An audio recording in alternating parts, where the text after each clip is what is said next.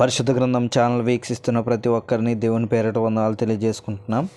ప్రేమ, సంతోషము, సమాధానం సదా మీకు తోడే ఇండి నడిపించును గాక. నిన్నటి దినాన ఇర్మియా గ్రంథం 18వ అధ్యాయం చదువుకున్నాం. ఈరోజు ఇర్మియా గ్రంథం 19వ అధ్యాయం చదువుకున్నాం.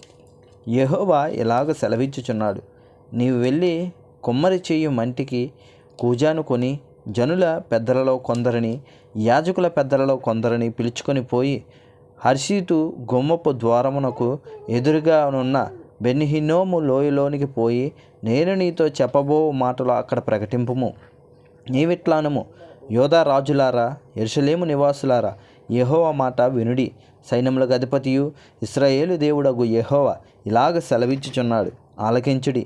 దాని సమాచారము వినువారందరి చెవులు గింగురమనంత కీడును నేను ఈ స్థలం మీదకి రప్పింపబోచున్నాను.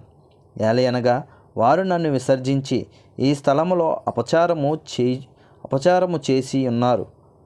వారైనను వారి తండ్రులైనను యోధారాజులైన ఎరగని అన్ని దేవతలకు దానిలో ధూపం వేసి నిరపరాధుల రక్తము చేత ఈ స్థలమును నింపిరి. నేను విధింపనిదియు సెలవీయనిదియు నా మనసునకు తోచనిదియునైన ఆచారమును ఆచరించిరి. తమ కుమారులను దహన బలులుగా కాల్చుటికై బయలునకు బలిపీఠములను కట్టించిరి. ఇందును బట్టి యెహోవా సెలవిచ్చు మాట ఏదనగా, రాబోవు దినములలో ఈ స్థలము హత్యలోయ అనబడును గాని తోపేతు అనైనను బెన్హిన్నోము లోయ అనైనను పేరు వాడబడదు. తమ శత్రువుల ఎదుట ఖడ్గము చేతను తమ ప్రాణములను తీయ వెదుకువారి చేతను వారిని కొలజేసి ఆకాశ పక్షులకును భూజంతువులకును ఆహారముగా వారి కళేబారములను ఇచ్చి ఈ స్థలములోనే యోధా వారి ఆలోచనను, యెరూషలేము వారి ఆలోచనను నేను వ్యర్థము చేసేదను.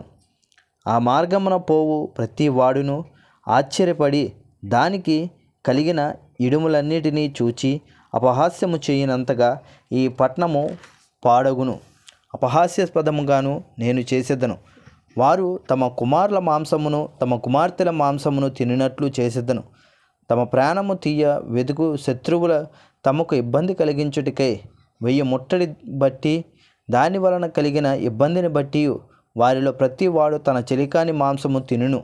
ఈ మాటలు చెప్పిన తరువాత నీతో కూడా వచ్చిన మనుషులు చూచుచుండగా నీవు ఆ కూజాను పగలగొట్టి వారితో ఇలాగ అనవలెను, సైన్యములకు అధిపతి అగు యెహోవా ఇలాగ సెలవిచ్చుచున్నాడు, మరలా బాగు చెయ్య అసఖ్యమైన కుమ్మరి పాత్రను ఒకడు పగలగొట్టినట్లు నేను ఈ జనమును ఈ పట్టణమును పగలగొట్టబోవచ్చున్నాను.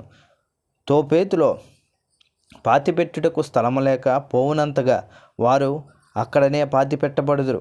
యెహోవా వాక్కు ఇదే, ఈ పట్టణము తోపేతు వంటి స్థలముగా నేను చేయుదును. ఈ స్థలమునకును దాని నివాసులకును నేను అలాగ చేయుదును. యెరూషలేము ఇండ్లను యూదా రాజుల నగరులను ఆ తోపేతు స్థలములోనే అపవిత్రములగును. ఏ ఇండ్ల మీద జనులు ఆకాశ సమూహమును దేవతలకు ధూపం వేయుదురో లేక అన్ని దేవతలకు పానార్పణములు అర్పించుదురో ఆ ఇండ్లన్నిటినీ అలాగే జరుగును. ఆ ప్రవచనము చెప్పుటకు యెహోవా తను పంపిన తోపేతులో నుండి ఇర్మియా వచ్చి యెహోవా మందిరపు ఆవరణములో నిలిచి జనులందరితో ఇలాగ చెప్పెను, సైన్యములకు అధిపతియు ఇశ్రాయేలు దేవుడునగు యెహోవా ఈ మాట సెలవిచ్చుచున్నాడు, ఈ జనులు నా మాట వినకుండా మొండికి తిరిగి ఉన్నారు గనుక ఈ పట్టణమును గూర్చి నేను చెప్పిన కీడంతయు దాని మీదకి దానితో సంబంధించిన పట్టణములన్నిటి మీదకి రప్పించుచున్నాను. ఇంతటితో ఇర్మియా గ్రంథం 19వ అధ్యాయం పూర్తయింది. రేపటి దినాన ఇర్మియా గ్రంథం 20వ అధ్యాయం చదువుకుందాం. ప్రేమ, సంతోషము, సమాధానం సదా మీకు తోడేండి నడిపించునుగాక. ఆమెన్.